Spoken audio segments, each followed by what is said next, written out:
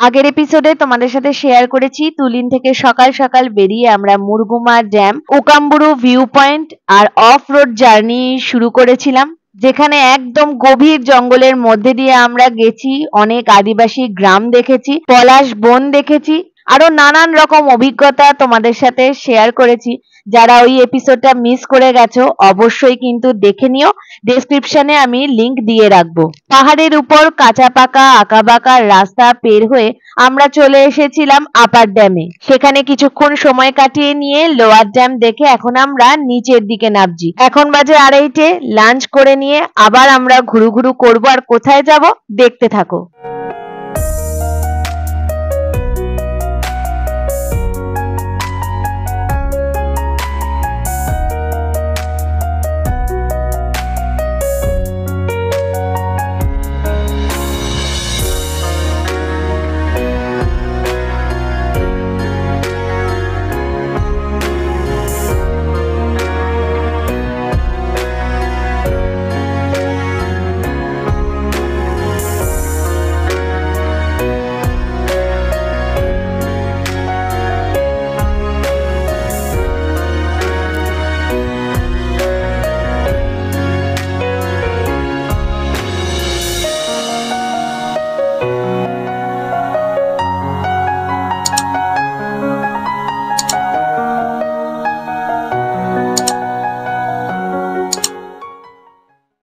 আমরা যাচ্ছি এখন বাঘমুন্ডির দিকে।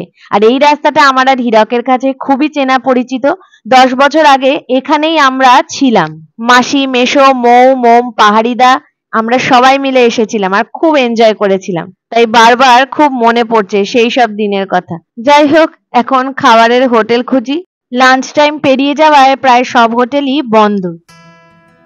খাবারের হোটেল খুঁজতে খুঁজতে আমরা চলে এসেছি হোটেল রঙ্গিনীতে। হোটেল রঙ্গিনীতে লাঞ্চ টাইম ওভার, চলেই যাচ্ছিলাম কিন্তু ওরা আমাদের জন্য লাঞ্চের ব্যবস্থা করে দিল।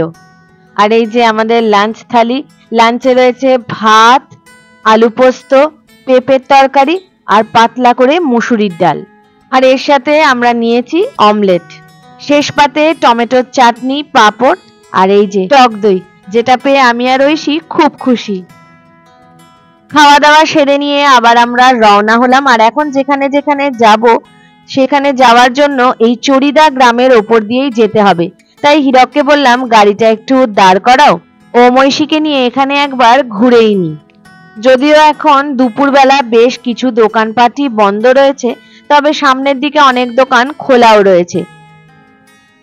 চড়িদা গ্রামে এই নিয়ে আমাদের সেকেন্ড টাইম আসা, আর মৈশিরও সেকেন্ড টাইম হলেও প্রথমবারে কিছুই হয়তো মনে নেই। গাড়ি থেকে নেমে আমি নয় ঐশী শুরু করে দিয়েছে শপিং।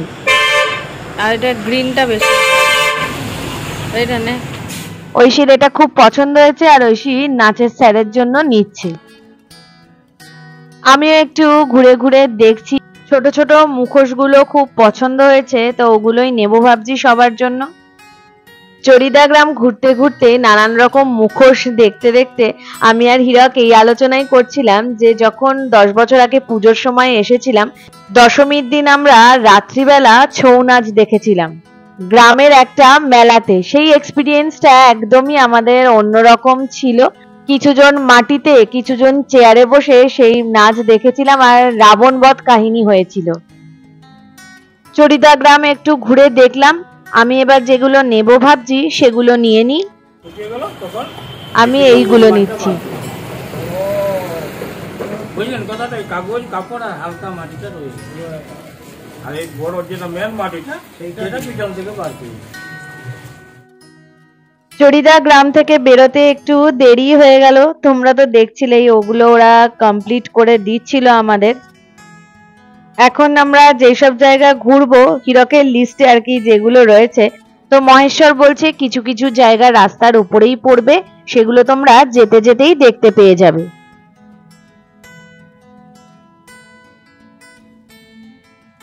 এটা কিন্তু পুরুলিয়ার খুব পপুলার একটা জায়গা, পলাশবনি। এখানে কিন্তু পুরো পলাশের বনই রয়েছে, যত দূর চোখ যাচ্ছে শুধু পলাশ গাছই দেখতে পাচ্ছি, কিন্তু পলাশ ফুল সেরম চোখে পড়লো না।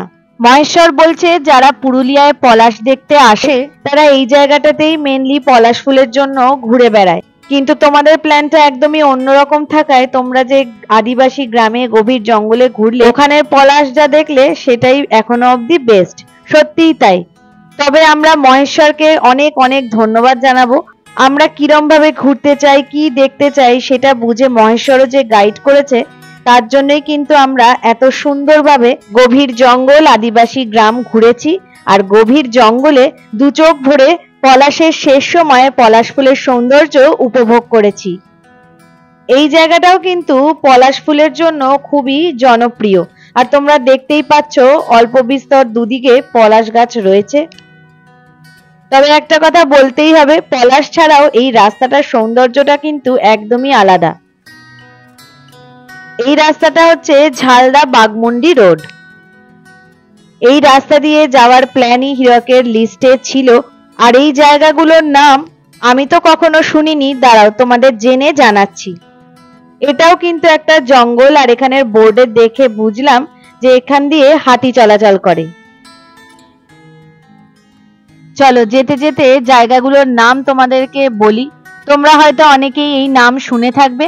আর এই জায়গাগুলো হীরক লিস্টে রেখেছিল তার প্রাকৃতিক সৌন্দর্য আর পলাশের জন্য। আমরা যেই রাস্তা ধরে এগোচ্ছি এই রাস্তাতেই কিন্তু কর্মাডি গ্রাম আর জারগো গ্রাম।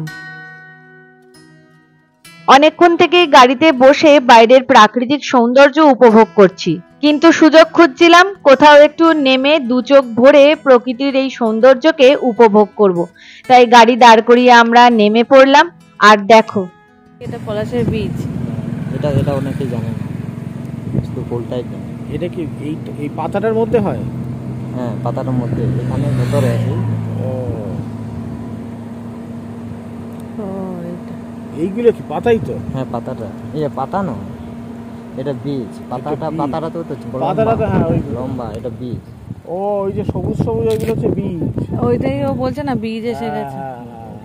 এটা বীজ। ভেবেছিলাম বাড়ি নিয়ে যাব, কিন্তু মহেশ্বর বলল এই বীজ বাড়ি নিয়ে গেলে গাছ হবে না, বীজ নিতে হলে আরো কদিন অপেক্ষা করতে হবে। আর ওই দূরে যে পাহাড় দেখা যাচ্ছে ওটা জারগো পাহাড়। আমরা এখন রূপাই নদীর উপর রূপাই ব্রিজের ওপর দিয়ে যাচ্ছি। এই জায়গাগুলো সবই প্রাকৃতিক সৌন্দর্যের জন্য খুবই জনপ্রিয়।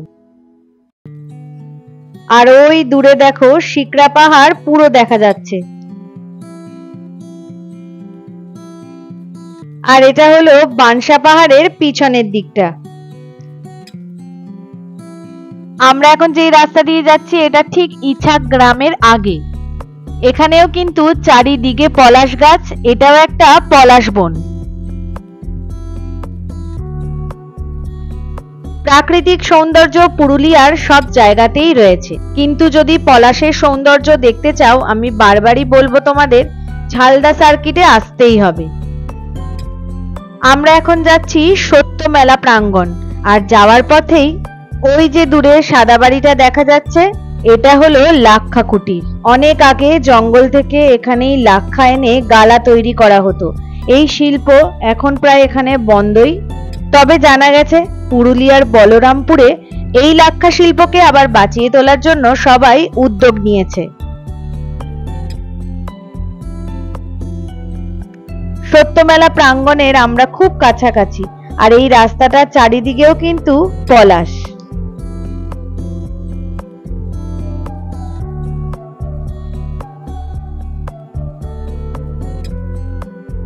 আর এই যে আমরা পৌঁছালাম সত্যমেলা প্রাঙ্গণ। এটা কিন্তু পুরুলিয়ার একটা ঐতিহাসিক জায়গা। চলো এই জায়গাটা ঘুরতে ঘুরতে এই জায়গাটা সম্বন্ধে যেটুকু জেনেছি তোমাদেরকে জানানোর চেষ্টা করি। এই মেলা প্রাঙ্গণে ইংরেজ আমলে যে ঘটনাটি ঘটে তা ফার্স্ট ফায়ারিং ইন বিহার নামে পরিচিত। ঝালদায় সত্য কিঙ্কর দত্ত একজন বিখ্যাত লাঠিয়াল ছিলেন।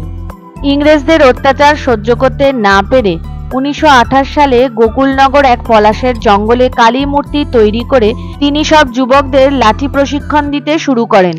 এই খবর পাওয়ার পর 1929 সালে বিষ মাখানো তলোয়ার দিয়ে ইংরেজরা সত্য কিঙ্কর দত্তকে হত্যা করেন। আর এই জায়গাটিতে 144 ধারা জারি করেন। এরপর 1931 সালে স্বাধীনতা সংগ্রামীদের নেতৃত্বে হাজার হাজার মানুষ 144 ধারা উপেক্ষা করে এই প্রাঙ্গণে ঢুকে পড়েন। শুরু হয় লড়াই। ইংরেজরা এই 5 বিপ্লবীকে গুলি করে তখন হত্যা করে। এই ঘটনাই ফার্স্ট ফায়ারিং ইন বিহার, পুলিশের গুলিতে প্রথম মৃত্যুর ঘটনা। কিন্তু তোমরা তো দেখলেই এই পুরুলিয়ার ঐতিহাসিক জায়গাটার এখন কি অবস্থা। শহীদ পরিবার এবং এলাকাবাসী সকলের একটাই দাবি, এই ঐতিহাসিক জায়গাটিকে বাঁচিয়ে রাখা। শোনা যায় সরকারও উদ্যোগ নিয়েছে, তবে কবে কার্যকরী হবে কারোরই জানা নেই।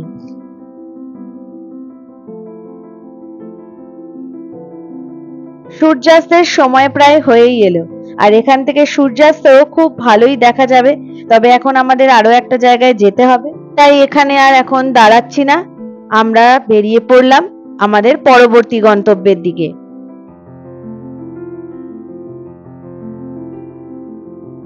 আমরা যাচ্ছি এখন নরহরা ড্যাম।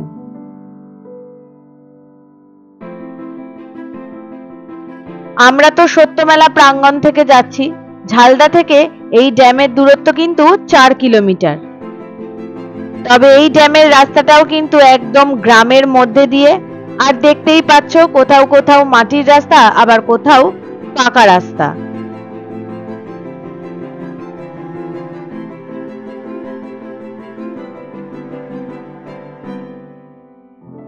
এই ড্যামটা কিন্তু গ্রামের অনেকটাই ভিতরে। গাড়িটা এখানে দাঁড় করিয়ে এখন আমরা হাঁটতে শুরু করলাম, আর এই রাস্তার সোজা গেলেই নরহরা ড্যাম। ড্যামের এই রাস্তাটা একটু চড়াই রয়েছে, আর রাস্তাটা পুরোটাই মাটির, কিন্তু আশপাশের প্রকৃতি অসাধারণ।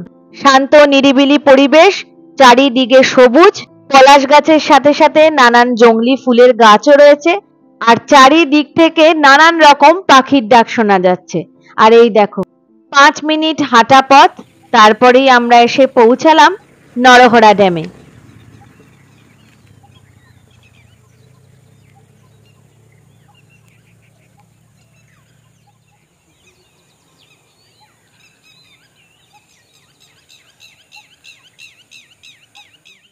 নরহরা পাহাড়ের নিচেই এই ড্যাম, আর এই পাহাড়ের ওপরে নাকি একটি গুহা রয়েছে, মন্দির রয়েছে। অনেক বছর আগে এখানে নরহত্যা হতো বলেই এই ড্যামের নাম নরহরা ড্যাম। কিছুক্ষণ শান্ত নিরিবিলি পরিবেশের মধ্যে সময় কাটিয়ে আমরা চলে আসলাম এই গ্রামের রাস্তায়, আর রওনা হলাম আমাদের পরবর্তী গন্তব্যের দিকে। আর আজকে ঘোরাঘুরি করার এটাই কিন্তু আমাদের শেষ গন্তব্য। সূর্যাস্ত হয়েই গেছে, বুঝতেই পারছো এবার কোথায় যেতে চলেছি আমরা, যার জন্য ঐশী দিনের শুরু থেকেই অপেক্ষা করে রয়েছে। নরহরা ড্যাম থেকে বেগুনকোদর স্টেশন 20 মিনিটের রাস্তা। আমরাও কিন্তু এখন স্টেশন চত্বরে এসে পৌঁছে গেছি। এই স্টেশন চত্বরে কিন্তু কোনোই আলো নেই, আর ওই দূরে দেখো বেগুনকোদর স্টেশনের উপর দিয়ে ট্রেন যাচ্ছে। ঐশীর অনুরোধ একটু হলেও রেখেছি। ঐশী বলেছিল 8টা সাড়ে 8টার দিকে আসবে, কিন্তু ঘোরার প্ল্যানটা আজকে এমনই হয়েছিল যে আবার নতুন করে বেরোনো সম্ভব নয়, তাই এই সন্ধেবেলায় চলে আসলাম।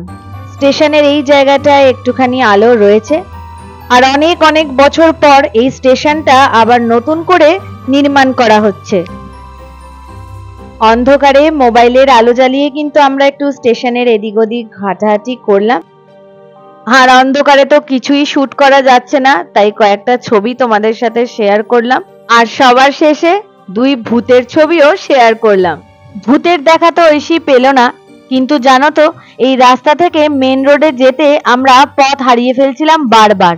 অবশেষে হীরক রাস্তা খুঁজে বের করলো, আর এই আমরা চলে আসলাম এখন ঝালদায়। চলো একবারে তুলিনে পৌঁছে আবার তোমাদের সাথে কথা বলছি। এখন বাজে সন্ধ্যে 7:30, আর আমরা এখন ঘরে ঢোকার আগে ভাবলাম রাতের খাবারের অর্ডার করে দিই। আর এখন একটু কিছু খাবার ইচ্ছা হচ্ছে, আমার একটু ঝাল ঝাল কিছু খেতে ইচ্ছা করছে, তাই ভাবলাম এখানে একটু খেয়ে দিয়ে একবারে রুমে চলে যাব। আজকে হীরক বলেছিল রাত্রিবেলাও কিছু বানাবে, ওই ভাত আলু সেদ্ধ আর কিছু বানাবে। ঐশীও বলছিল, কিন্তু আজকে অনেক ঘোরাঘুরি হয়েছে। আমি হীরককে বললাম আজকে আর কিছু বানাতে হবে না, সব এখানেই খাওয়া দাওয়া করে নেব। এই আমরা এখন খাবো ড্রাই চিলি চিকেন আর তার সাথে একটু কোল্ড ড্রিঙ্ক। এখন রাত্রি 9:30 বাজে। আমরা অনেকক্ষণই ঘরে ঢুকে ফ্রেশ হয়ে একটু নিজেরা সময় কাটাচ্ছিলাম। আর এখন হীরক আর ওম চলে গেছে রাতের খাবার দাবার নিয়ে আসতে। আমরা ভেবেছিলাম গিয়ে খাবো, কিন্তু ঐশী বলছে না, খাবার দাবার ঘরেই নিয়ে আসো, ঘরেই খেয়ে নিই। তাই ওরা ডিনারটা আনতে গেছে, আনলে একদম ডিনার করে ঘুমিয়ে পড়বো। আজকে একটু টায়ার্ডই লাগছে, তবে কি বলতো রাত্রে এখানে ওয়েদারটা ভীষণ ভালো। আর কালকে আমাদের কাছাকাছি সব ঘোরা আছে, ওই জন্য সকালে ওঠারও তাড়া নেই। তো এইসবই প্ল্যান আমাদের। শর্টসে তো তোমাদের এই জলের জায়গাটা দেখিয়েছিলাম। এই জলের জায়গাটা নিয়ে আসায় বেশ সুবিধা হয়েছে। এখনো আমরা বাড়ির জলই খাচ্ছি। আর এই আমাদের ডিনার, গরম গরম রুটি, তার সাথে পনির বাটার মশালা আর এক তড়কা। আজকে একদম অন্যরকম ভাবে আমরা পুরুলিয়া ঘুরলাম। আমাদের তো বেশ ভালোই লাগলো। তোমাদের কেমন লাগলো ব্লগটা অবশ্যই জানিও। ভালো লাগলে অবশ্যই একটা লাইক করে দিও, সবার সাথে শেয়ার করো, আর কিছু জানার থাকলে অবশ্যই কমেন্ট করো। খুব তাড়াতাড়ি আবার নেক্সট এপিসোড নিয়ে তোমাদের সাথে দেখা হচ্ছে। সবাই খুব ভালো থাকো, সুস্থ থাকো, টাটা।